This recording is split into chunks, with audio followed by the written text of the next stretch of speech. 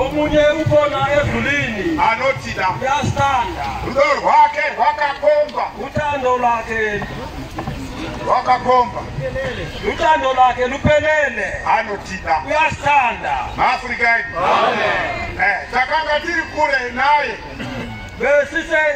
kude naye akatitenga neropa rake wasithenga ngegazi lakhe akavhatisha padenga wasiza ezulwini haana kuzotisa pasi azange asibeke phansi kuti tive pasi wasithenga azange asivumele ukuthi sibe phansi paakatitenga akavhatisa padenga wasithenga khona wasibeka ezulwini kuti tirarame panyika tiri mudenga ukuthi siphile emhlabeni sisezulwini tiite sengirozi sibengengilozi sisezulwini Afrika edu hama dzedu dzinotiza ihlobo zethu ziyabaleka dzimwe dzinotitambudza abanye bahlukumeza vazhinji vari muupenyu hwavari kwete nekuda abanye basempilweni nabo bakhona hashi nokuthanda vamwe vari mumatambudziko avari kurarama maari bekeni nabo baphila khona kwete nekuda hashi nokuthanda kana nekuziva hashi nolwazi Afrika edu asi Jesu kodwa uJesu anotida uyasithanda wakatigadzirira zvikuru wasilungisela into ezinkulu kudarika zvinotarisirwa nemunhu ukudlula ukubhekwa nomuntu kudarika zvinokumbirwa nemunhu ukudlula lokho okucelwa nomuntu kana ari pauya achirwara pano mayekhona uzelana egula Jesu akagadzira kumuporesa Jesu ulungise ukumsindisa kuti adzokere kumba apora abuyele endlini asindisiwe hapana munhu anotenderwa kubuda pagedha akekho ovunyelwa ukuphuma ngasegedha aine dambudziko rake anehlupheko lakhe Afrika edu rochonzi chinamato iko kuthiwa ukuthandaza ro inonzi postori iko kuthiwa ipostoli ro zvakamutsirwa mutumwa iko kavusela wathunywayo mugore ra1918 pachirumanju ka1918 ngasechirumanju vakanga vari mumba iyoyo nabo basendlini leyo vakadaidzira vakati babebeza bathi mwana uyu wamutsirwa basa umfana lo uvusela umsebenzi mwana uyu wamutsirwa basa umfana uvusela umsebenzi katatu ndo basa racho lo msebenzi wakhona akazotaurwa pameriseta junction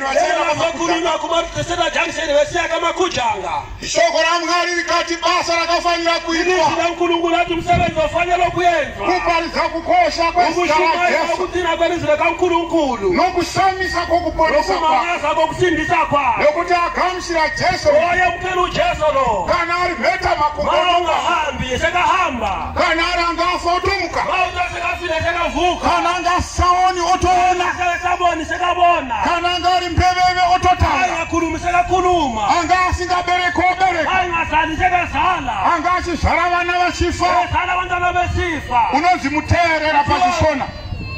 wakapiwe unonzi muteerera pachishona ukuzala abantwana besifa ngesishona kumbe ukubamba isisu noma ukubamba isisu sichitheka Afrika edu zvoganhurwa nezita raJesu sokuthethwa negama likajesu anga asingagari zvakanaka nomurume wake akahleli kahle ngendoda yakhe otanga kugara zvakanaka nemunhu wake sekaqala ukuhlala kahle ngendoda yakhe anga asingagari zvakanaka nemukadzi wake akahleli kahle nomfazi wakhe otanga kugara zvakanaka nemukadzi sekaqala wake ukuhlala kahle nomfazi wakhe vana voteerera vabereki abantwana sebamamela abazali vabereki voda vana vavo abazali yothanda abantwana babo vabereki havachasarudze vana abazali abasakhetha abantwana vana havachasarudze vabereki abantwana abasakhetha abazali Afrika yedu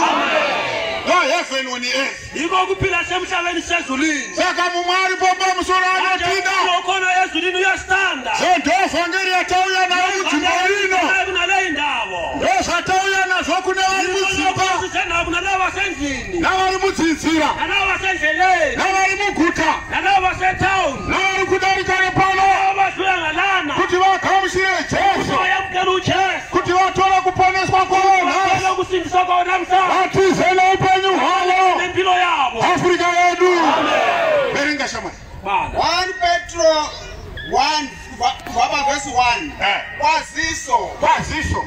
Petro muapostora waJesu Kristu Petro muapostora waJesu upetro muapostora kajesu kristu vakanangurwa vari vayeni pakedia papontia nepaGarirea hapana anogona